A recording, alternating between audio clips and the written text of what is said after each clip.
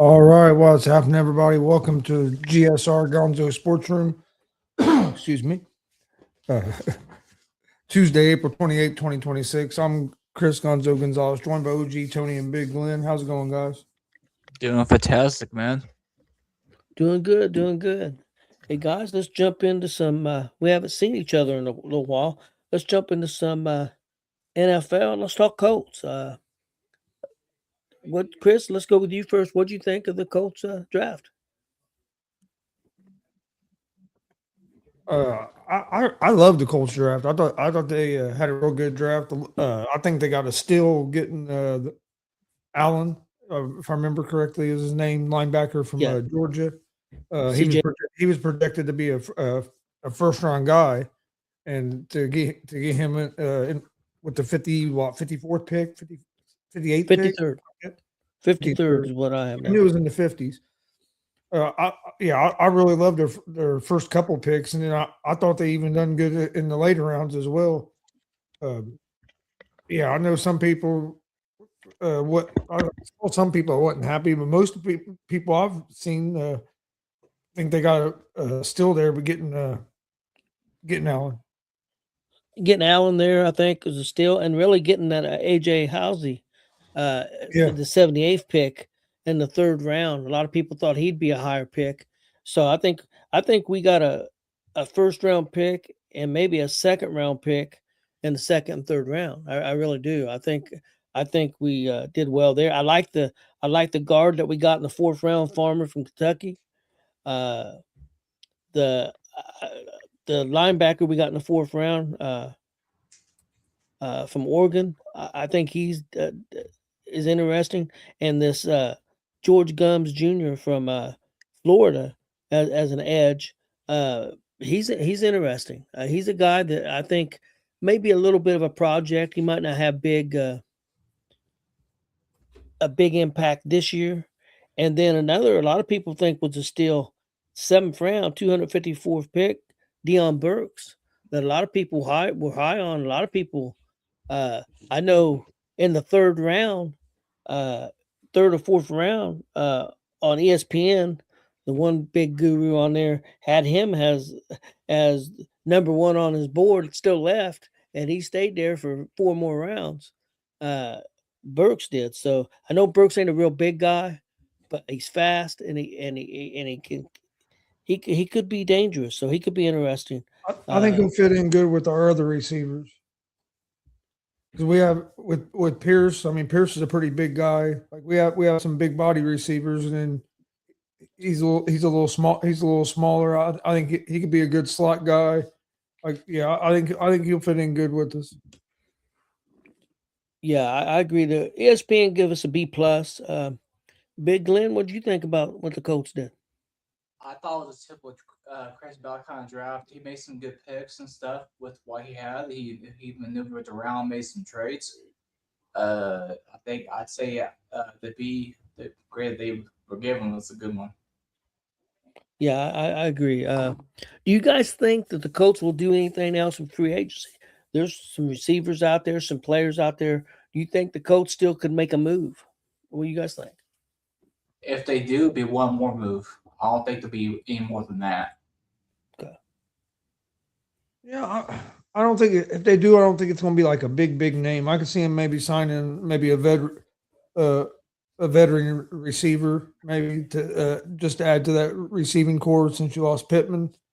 Uh, but they might think this rookie will be able to fill in and help as well. So I can see him maybe getting a receiver if they can get one for a decent price. Yeah. Yeah, a 1 year deal, type deal. There's a lot of free agents still out there, some quality free agents at different positions. So it'll be interesting to see what they do. Big Glenn, what'd you think about what the Dallas Cowboys did? I forget who they drafted with when they traded up, but I know it was a big deal. Downs. They, Downs, yeah. I would give the Cowboys an A, and they usually don't. You're gonna have I to mean, start yeah, listening to that podcast now, Glenn, because you got one downs on the Colts and one downs on the Cowboys. You're gonna start listening to their podcast. yeah, I'll have to check that out, man, and stuff, man. But yeah, I would give them a B plus, honestly, because Jerry. That's the first time Jerry's made a move like that in the draft in a long time. So ESPN give him an A. So yeah, I mean, that's where I was put that A minus area. yeah, they got Caleb Downs with their first pick. A lot of people didn't think Downs was going to be there, but they did move up one pick, if I remember right. Yeah, they moved up to 11. One or two. Wasn't it? I thought they was 12, so I thought they moved up to 11. I think, No, but you're not probably 100% sure. But yeah, I think, and then they got this. Some people think there was a little bit of a stretch at 23 with this Lawrence of UCF, but I think he's still a quality pick. So then they got another edge at 92, the Barnum from Michigan. So I mean, they addressed some positions that they needed to, most definitely. They also got a cornerback from Florida, Devin Moore, in the 4th round. They got another. They got 3 edge players. That Overton's a pretty good player from Alabama. So I mean, yeah, I mean, I think Dallas did pretty well. I think Dallas Yeah, did well in the draft. Uh, I they like what got they did. better and where they needed the draft at. So Guys, what'd you think about the Los Angeles Raiders, Chris? How they did? Oh, I thought the Raiders had a real good draft. Of course, you got Mendoza's and quarterback uh, to go along with what they've done in free agency. I'd have to look. I can't remember the names of the Yeah. other guys they ended up getting in the draft. 2nd round, they got Stukes from Arizona, a safety that's a quality player. Yeah. I like the edge they got from Auburn in the 3rd round with the 67 pick. They also Crawford. drafted Indiana guy. Didn't they get EJ Williams? Was that free agency? Or maybe he was an undrafted free agent, maybe. But Maybe. I'm pretty sure that Williams signed with the Raiders. Yeah, he's not on the regular list. But yeah, I thought the Raiders had a really good draft. I know that ESPN gave them an A. Another team that ESPN was high on was Philadelphia, being able to make with them getting ready to trade that receiver. Them being able to get that Malachi Lemon from USC, I think was a pretty good pick. They moved up and got him. They went out and got a good tight end. I think Philadelphia, like them or not, had a decent draft also. Yeah. I thought quite a few teams had a good draft. I thought the Eagles had a good draft. The Giants, I liked what the Giants Yeah. done. Yep. With the 5 and 10 pick. I'll The tell only you team, another. the one team that didn't make sense to me was the Los Angeles Rams. Yep. I agree. The Jets was interesting, guys, because they made 2 picks back to back and took players from Indiana in the 1st round, and in the 2nd round, pick 30, pick 50. They took Omar Cooper Jr. and D'Angelo Pons. Uh, I think the Jets had a good draft, man. They They got Bailey did. as an edge. Yeah, I really like their. And I agree with you, Chris. I think the Giants did really well. but will the Jets improve any? Oh, did you also the Raiders signed EJ Williams as undrafted free agent. They also signed Hemby from Indiana, Okay. running back, as an undrafted free agent. The Raiders did. I was surprised Hemby didn't get drafted. I was too. But yeah, he signed with the Raiders. And then, of course, the Ravens picked Surratt. I was really hoping the Colts, and had opportunity because he went right before the Colts, a couple picks before that. The Colts could have got Surratt because he went after, and I thought the Colts might go after him, but they felt like they had other needs, so I'm not gonna complain. But I am a big fan of Surratt, and I think he'll help uh, the Ravens. Before we continue, guys, I gotta make a something on those. You know how we are all on the same wavelength as fans. I'm wearing IU shit. Gonzo's wearing IU shit, and Tony. I mean, you probably don't have anything at home, but I know you're IU fan as well. So it's just funny Yes. how we're all wearing IU shit today. Yep.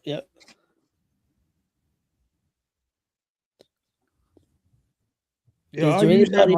IU's had eight. They had 8 drafted, and they've had 4. I think 4 guys get signed as undrafted free agents so far. Hell yeah, that's a good Yeah, draft. well, I seen a guy make a post today. Some idiot, I don't know who it was, but said that the Indiana Hoosiers have to be the worst national champion of all time because they only had 8 picks took on the draft. Sound like an So they're Ohio not State. like he may have been Alabama or Ohio State fan or somebody. But yeah, he did a big video. He's an idiot. Anybody else? Is it Mr. Judge? No, I wouldn't judge. It wouldn't judge. That sounds like something Judge would say. Yeah, well, when he said there before, Well, people don't get. Yeah, they're not going to have 20 guys get drafted this year. Even they were the national champions, but they had what was it? 5 guys that were 4 or 8 guys that were 4-star recruits on that team. They didn't have no 5-star recruits on that team. So Yep. a lot of the guys that get drafted are your guys that were your 4 or 5-star recruits coming up. The other guys get drafted too, but especially the ones that go in the first couple rounds. Now that IU's had what they've had the last couple of years, and you have Signetti recruit guys now and everything. You're going to see more and more guys start to get drafted from IU. If the program keeps going like it's going, because you're going now, he's getting 4 and 5-star recruits to come to IU, so you're going to see a lot. You're going to see here in a few years a lot more teams get from IU getting and 8, not 9, only that, 8, 9, 10 guys out. But the number of draft picks that you get out don't make it how good a team you have either. Like no, I agree. people that think like that, like you said, aren't very damn smart. Like No. IU had the best team in college football. They proved it. Did they have the most talented team? Probably not. They probably didn't have the most talented team, but they had the best team that played together, didn't make mistakes, took care. They were the best coach team as well. Like they weren't the most talented team. No, but hey, they were the best team and they won the national championship. Like they went undefeated. No matter what you say, you can't say anything because they beat all the top teams too. Like they killed Clemson. They beat Ohio State. They beat Alabama. They beat. Yep. You know what I want to see Cincinnati do, guys?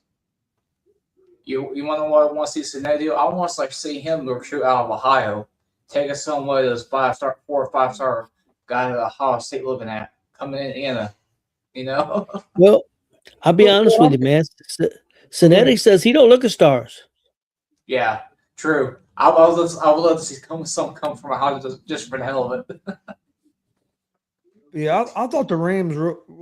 I think that's a big reach at 13 for Simpson.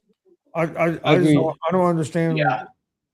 I don't understand why the hype up on Simpson all of a sudden in the draft. Like, yeah, at the beginning of the year he looked pretty good, but toward the end of the year he fell off. But I've never seen so many excuses made for a quarterback in my life. They didn't have a running game, or his receivers couldn't catch, or this or that. Well, who was catching the passes that he was throwing when he was doing good at the first half of the year? Who was catching those passes? Yeah. Well, like Chris, you can't. I don't know. I just think the guy only started 15 games. I think he just don't have the experience. Is he talented? I think he has a lot of talent. But if you notice, the guys that have 30 plus starts in college are the quarterbacks that usually go in the NFL and have success. Carson Beck. Look how many starts Brock Purdy had in college. Look why he was able to come in and do. I mean, you get a lot of these guys that have the experience. Bo Nix, look what he's done with the Broncos. Look how much college football experience he had. I think that's the thing that'll help Mendoza as well as how much college experience he had. Like, I think that matters. And to me, like, if I'd been Simpson, I'd have played. I'd have played another. I'd have played another year of college. Yep. But hey, he got Well, drafted first round. He's making money. if he comes out next year with the quarterbacks that's Yeah. coming out, he may not get drafted to the But- third round. Tell you why, he got in a perfect fucking situation though. Going to the, I mean, you're going to the Rams that has a great team, and I mean, he barring a bad injury, he ain't gonna have to play. Probably not gonna play a couple years. Yeah. So yeah, But the only thing about that, yeah, he'll be learning that system, but he's still not. He's still going to be a guy that only has 15 games in college under his belt and hadn't played none in the NFL. Yeah. Just, before we move off the NFL, I did want to bring up, and Glenn mentioned it. What do you guys think about the Arizona's draft and the fact that they got Carson Beck with a 65th pick in the third round? They did get Jeremiah Love. Some people didn't like that. Look, I think Jeremiah Love's going to be a really good running back. Is 3 maybe a little high for running back, but you know there's a lot of teams lately that have done that, and it's worked out. I think so. I'm not going to give them a hard time for taking Jeremiah Love. I'm not going to never say that's a bad pick. And then they come back in the second round early and got him a good guard from Texas A&M. But what do you guys think about Carson Beck going there in the third round? I think it works out pretty well for them. They got a quarterback that can position fill in for Jacoby Brissett as well. I mean, I honestly I have this draft for the Cards one of the better ones in recent memory. So, What do you think, Chris? no, I thought they had a good draft at 3.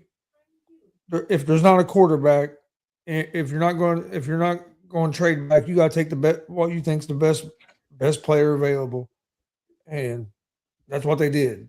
They got a player. They got a guy.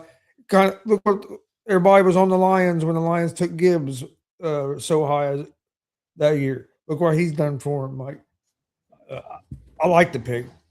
Love he can catch the ball out of the backfield. He can run. The dude can can put him anywhere. He's going to be a big weapon for him. I think the Carson Beck pick was a good pick. You got him in the third round. You're not going to have a whole lot of money invested in him. He has a lot of experience. You're probably going to go with. You're probably planning on starting Brissett unless Beck was just a blow it away in camp and stuff. But you're in no rush. You're in no rush to have to start him. You're going to have to find a quarterback. And hey, if you have a bad year this year, you could have a chance to get a quarterback next year. So I thought they had a good draft. I like the coach that they hired. I think he's going to get it turned around. But I think they knew that the quarterback they wanted wasn't available, so they went with the best available player, and that was Jeremiah Love. They addressed the offensive line. Yeah, I like and you got to remember they brought in Algier during the offseason as well. So now you got Love and Algier in the backfield. Yeah, that's going to be. I mean, they had James Conner, but dude can't stay healthy. He's always hurt. So yeah, I didn't understand why there was so much hate on the Love pick. Yeah, I agree. Guys, let's talk a little. Let's move on. Unless you guys got anything else on the NFL draft, let's move on to some NBA. Boy, I tell you what, Detroit's about to get their ass eliminated from the playoffs. Yeah, it's not looking good for them, man. They're down 3-1. I think they do go back home for the next game, but they just ain't been able to shoot. They haven't been able to shoot and put up points. And I don't know that the Magic is such a great defensive team.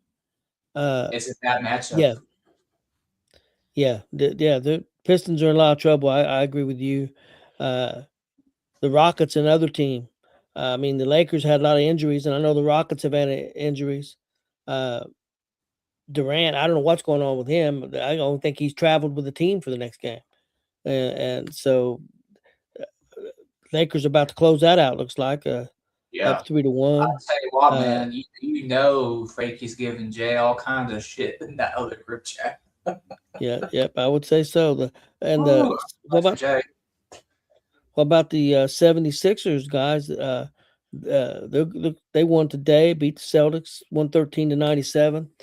Boston's 2-2? up in the series. No, it's 3-2 now. Boston's 3-2. up 3-2. But they do go back to Philly for this game 6. So things getting a little interested there. Look like the Knicks are going to take control. They're tied 2-2, but they're playing in the fourth quarter and they're up 16 points in the fourth. So looks like the Yeah. Knicks are going to get control of that series 3-2. I think the Spurs, it's still early, but they're up about 20 points on Trailblazers in the second quarter. Spurs look to close out that series tonight. Of course, the Magic and Pistons play tomorrow. Pistons trying to stay alive. Magic trying to close it out. Guys, the Raptors and Cavaliers tied 2-2 play tomorrow. Chris, are you surprised that the Raptors have given the Cavaliers such a hard time? I am a little bit. To be honest, I haven't watched much of the playoffs yet, but it does surprise me. I thought Cleveland would. Bro, I figured Cleveland might drop one game, but I didn't think it would really be that close of a series. The series in the East are getting kind of tight, and the ones in the West are kind of runaways so far. So it's gonna be interesting. The second round of the playoffs of the NBA playoffs to me is when it starts to get interesting, especially if your team's not in the playoffs. Because in the first round you get a lot of blowout games, you get some of these series where gentlemen sweeps, where then you get in the second round, you start to get the more competitive series. And to me, that's when it starts getting a lot more intriguing. Are you For surprised Toronto, that?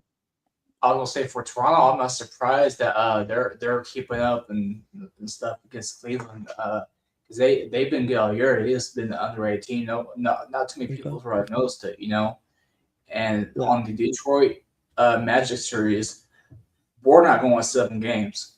It's either going to end in Detroit or it's going to end in Orlando. So Magic's going to wrap this halfway up. The Magic are a team that kind of underperformed all season, and then started playing better at the right time. Powell got hurt for a little bit in the early mid part of the season and stuff, and they finally caught up. And obviously, Detroit's still young. Obviously, Ben Wallace walked through the door. Sheed Wallace walked through that door. Tayshaun Prince coming through that door either.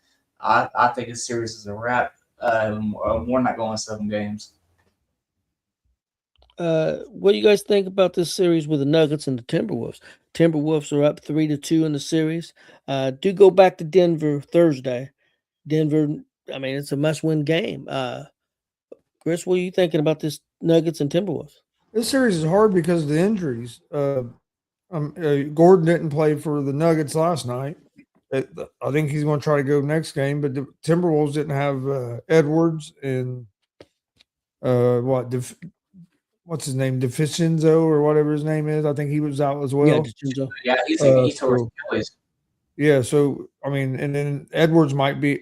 Who knows how long he's going to be out? So, I mean, if Edwards can't come back, I think the Timberwolves could be in trouble. And they had control of this series. I think Minnesota needs to win this next game. You don't want this series to go to end up going 6-7 games. Okay. Before we move on from, I think if one of Jokic's brothers for the Denver, I think they probably have a chance, especially if there's an octagon, because those dudes are going down in the crowd the other night, I guess. Yeah, because right now it's 3-2. If you're Timberwolves, because you're going back to Minnesota, you want to win that. You want to win it at Minnesota. You don't want to go back to Denver for a game 7. Yeah, especially not healthy.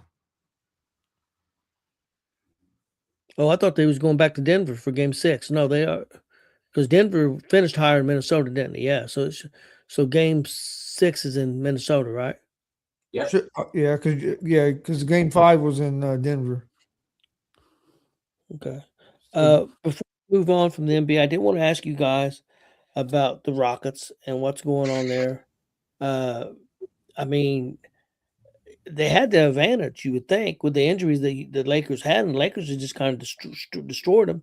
And who's the I'm having a brain fart. I had his name. The guy that went there, Durant, and now people are saying Durant's probably played his last game with Houston. He's done, so they don't expect him to be back there next year. Chris, what do you think's going on with Durant and the Rockets? The Rockets don't like each other. Durant had that issue with that burner account where some stuff came out, and I think it. I don't think the team has ever got over it. I think there's a lot of bickering back and forth behind the scenes. I think that's why you're hearing a lot of Durant's probably played his last game. He's not. I mean, hell, he's not even flying with the team. I mean, that No. shows you something right there. Even if you're banged up and not playing, usually, especially during the playoffs, unless you just can't fly because like medical reasons. But so I don't.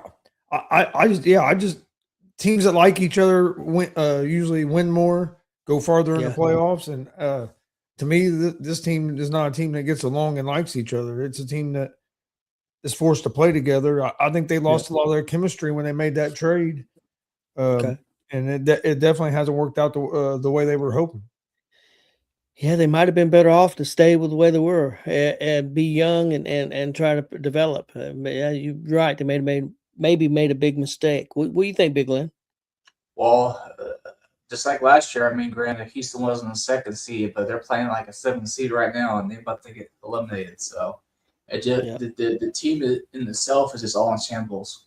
As point blank. Period. All right, guys, let's move on to some MLB. And I know we're What happened to the coach? He was supposed to be this great coach and everything. It seems like he's lost the team. Yeah, it does look like he's lost team. I agree with you 100%. Okay, guys, let's move on to some MLB and the Cincinnati Reds with right up there with one of the better records in the National League, guys. 19 and 10. Tied for the third best record in baseball with the Yankees. 19 and 10, leading their division, up 2 games over the Cubs. Cubs have been playing really well. Oh, no wonder all of a sudden Justin had to get up to story anymore. Okay. But Cubs are just getting ready to start a game with San Diego tonight. Yep. Yeah, Dodgers getting ready to play too.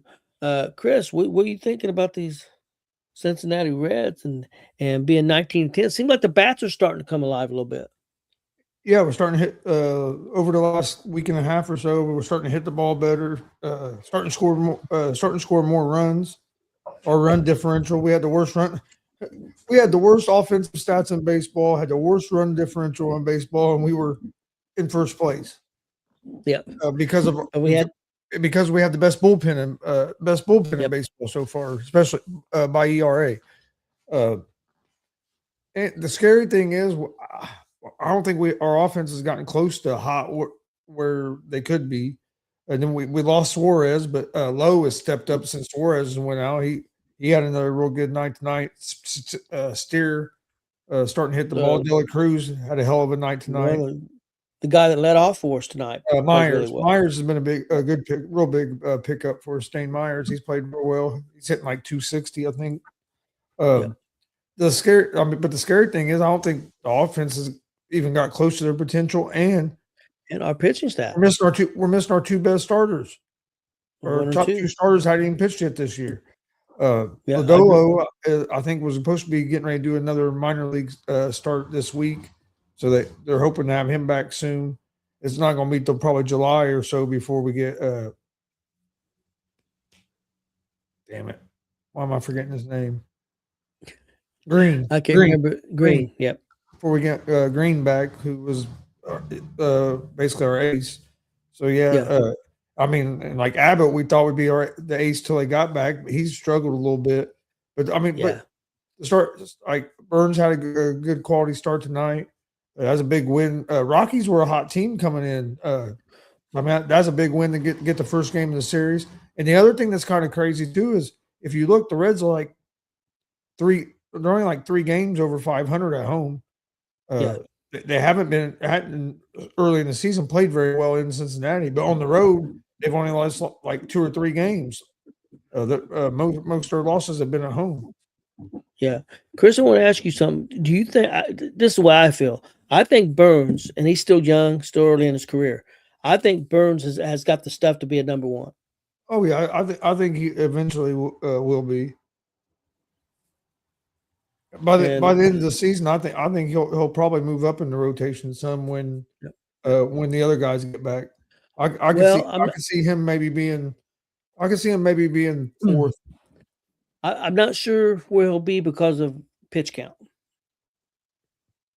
with him and Louder both. I Yeah. don't know because Louder's been pitching well yeah. as well. I like Louder. All I mean, the only guy that every time he comes out that drives me crazy, which I think they end up sending him back to the minors, and the kid can throw the hell out of the ball. He just can't throw a fucking strike. Is that Nicholas? Yeah. That dude. I mean, he throws the ball like 100 miles an hour. Has a great breaking ball, but you never know where the fucking ball's going to go. Uh, Yeah. every time they bring him in, it's like, oh shit. But I know he ended up getting sent back down when they brought up somebody the other day.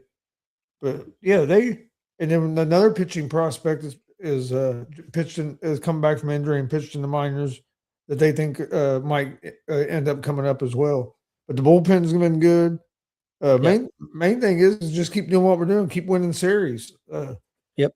I It'd be agree. nice to be able to get a sweep here and there. We've had a couple opportunities in a row to get a sweep, and we've lost the third game of the series. But I agree. hopefully we can win tomorrow, get the series locked up, and then.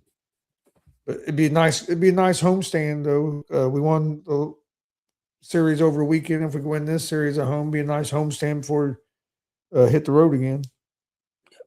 Big Glenn, your thought on the Reds? Tell you what, man, it's good to see us back near the top of the league in that way. I mean, granted, it's almost May now, but I want to see how we do come July and August. That's going to be where I'll be focusing my attention on. So. Yeah, I agree. And the one thing that worries me a little bit is the couple of the young arms with Louder and Burns getting later in the year. That worries me a little bit. But if we can get Lodolo healthy and get Green healthy, I'll feel definitely a lot better about that. So most And definitely. and if they're still playing like they are, if they're playing good baseball like they have been around the trade deadline, I wouldn't be surprised if you see Cincinnati try to bring in maybe a pitcher If they or need something like that, especially if they think they could find another starter to help them in the playoffs. So, Yep. Yeah, that's true. But yeah, I like the way things are looking. I know it's a long season, so you can't get too hyped up about it. But hey, it's the best start we've had in a long time, and it's been fun. I know it's a lot more enjoyable watching them play almost every day when they're competitive, and you don't feel like you don't go into the game feeling like you've already lost the game. Yeah. Yeah, guys. All them people that were shitting on Francona last year. Oh, Bell could have done this. He ain't no better than Bell. Francona's showing you the difference between him and Bell. Look, Well, that's in the playoffs. yeah, last year. that and look, if Bell would have still been the manager and the offense had the numbers and everything like we've had, we wouldn't be in first place. No, Yeah. we'd be where it was in 2021 or whatever that was. Yeah. We went like 5-19 or whatever. Francona, Yeah. and like I said, the guys they brought in this offseason have helped. Myers has been good. Lowe's been good, especially the last couple of weeks. He's got a little more opportunity. So well, the shortstop's playing really good. He's hitting the ball well. oh yeah, The rookie Sal. Yeah, I mean, a lot of things have worked out. Our designated hitter and third baseman did get hurt a little bit, but he's not going to be out very long. So yeah. So yeah. Real quick, let's take a look at a couple other teams. Hey guys, the Braves they're trying to threaten that they're going to run away with this division. I mean, they're up 7.5 games on the Marlins already, and Atlanta's playing good baseball. One of the best teams in the league. Not a big surprise. I mean, I know Atlanta was terrible last year, but that was the big surprise. And so I think them being back close to the top is kind kind of be expected. The real surprise is the Phillies really stinking things up right now. Yeah, they get rid of their manager today. Yeah, for the Yeah, they're Braves, last place. their biggest thing the last couple of years, the reason they ain't been good is because of injuries. Yeah, Like health, yeah.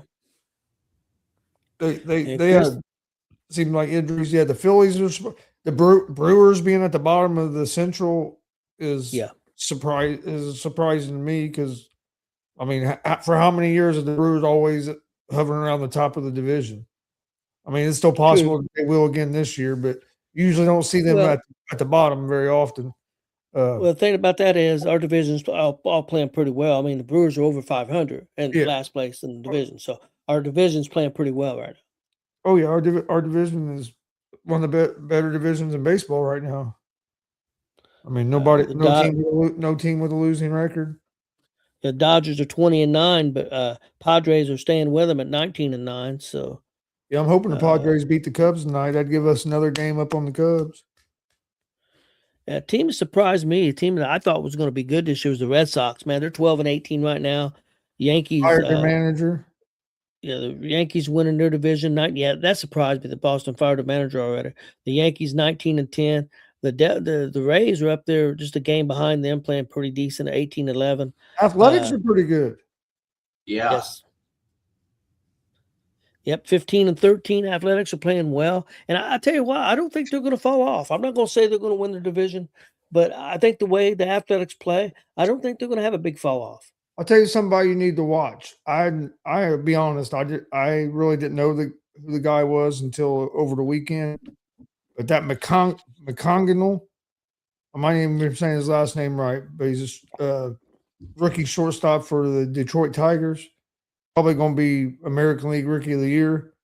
And I think South Sturt is going to be National League Rookie of the Year. If both them guys keep up what they're doing, they will be. But that dude can play some ball. Great at the plate, also good on defense. But I mean, he's hitting. I actually think he has a little bit higher batting average than Sal right now. But that dude was impressive. He stood out on that Tigers team over that series. Dad, I'm sure you know who I'm talking about. Yeah. I know you're talking about. I seen him. Yeah, he looked good. Guys, the Seattle Mariners struggling a little bit, but I think they'll be fine. They're 14-16. But in the division with Athletics is winning the division with 15-13. They're only a couple games back. Big surprise. Where's the The Astros at in that Astros division? 11-19, one of the worst teams in baseball. Yep. Stinking it up big time. No doubt about it. Yeah, Okay, it seems guys. all the teams are sticking up lately. They get their ass kicked by an old ass LeBron James. Everything else. But things are not going well in Houston right now. That's for sure. Yeah. Got anything else on baseball? If not, we'll move on to some NASCAR. Oh, Big Glenn, I I'll got let you a take it. caveat before. Yeah, I will say one. Okay, go ahead. On the Athletics, it's like imagine that the Athletics are starting to get good now. They got that starting to get that movement in Vegas going. So. Yeah. Yep, most definitely. Big Glenn, I'll let you handle the NASCAR. Yes. So we had a first-time winner on Sunday at Talladega. His name is Carson Hocevar. I had a feeling he was going to win, but the way he celebrated that at the end of it, man, with as tall as he is, I don't know if did you guys see the video of him celebrating in the car? He was on like inside the window, waving to the fans with his feeling. So you guys go check out that video. It's the great. It'll be the greatest NASCAR post-race victory celebration you will ever see. Because with him being as tall as he is, his feet are able to reach the pedals. So he was able to sit on the hood of the car and look up at the fans and while the car started going.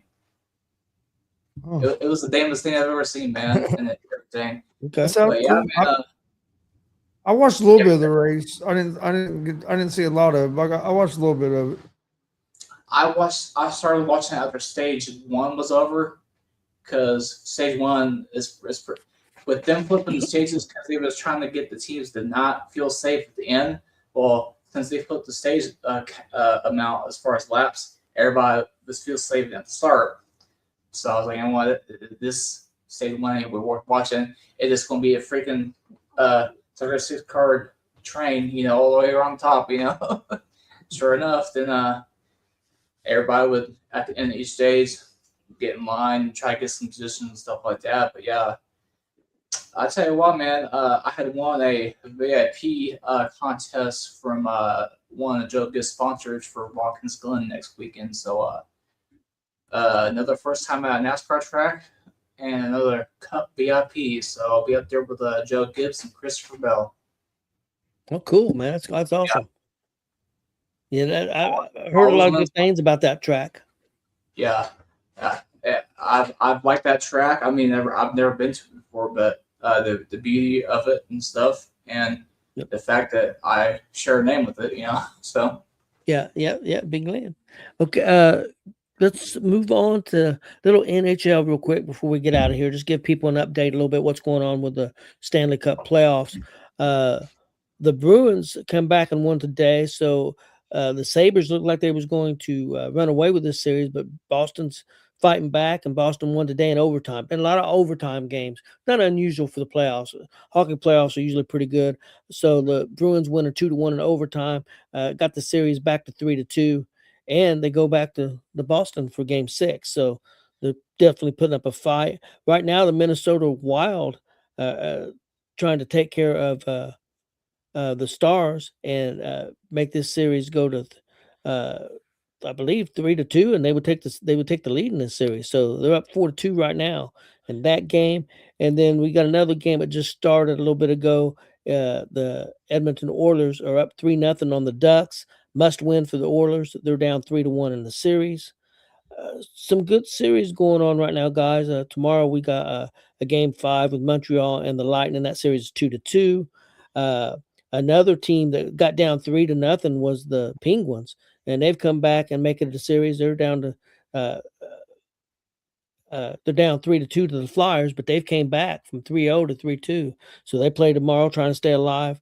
My Golden Knights are tied 2-2. They play tomorrow night at 10. Been a rough series, man. There've been a lot of overtime games. We finally won an overtime game yesterday to tie the series up 2-2. So some pretty good series going on right now in the NHL. I think the team that they're already won their series, Colorado won their series 4-0. They're the heavy favorite to win it all. I think they're going to be tough to handle. And the team that won it last year didn't even make the playoffs this year. So a little update on the NHL. You guys got anything before we get out of here? I hope Vegas figures something out. I hope so, man. They're my team. Real quick, guys, tomorrow night here on the network at 8 p.m., a brand new show. It'll be once a month. It's 3 Count and Out. It'll be Warren Misery and myself.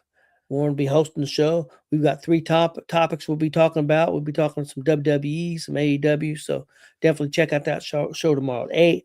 Hot Seat with OG Tony tomorrow at 10. This Thursday, there'll be no shows. I'll be out of town. Glenn's going to be busy. So we decided to take this Thursday off. Thought we'd let everybody know that. And there'll be a couple changes next week, but we'll let everybody know closer to time on that. We appreciate everybody watching, and everybody have a good night, and we'll see everybody tomorrow. Yeah, all right. Yep.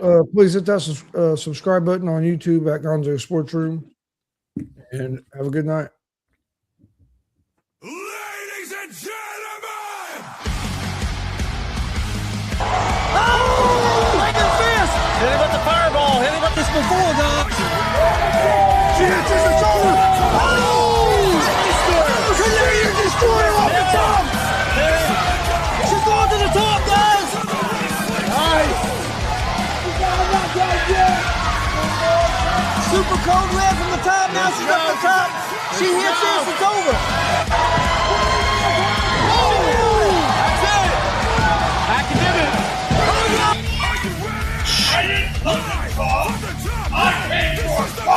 Oh, that's Ed Violets. I like Violets.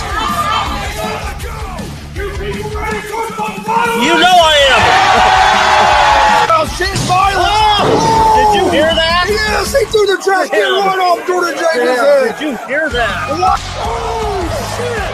What a super kick! Yeah! Zay Gage just took IK3's head off. Oh, what a shot. This is Joey Owens' show.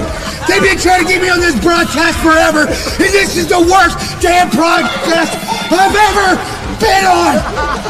So you all can kiss my ass while I win this match. Okay, let's go whip.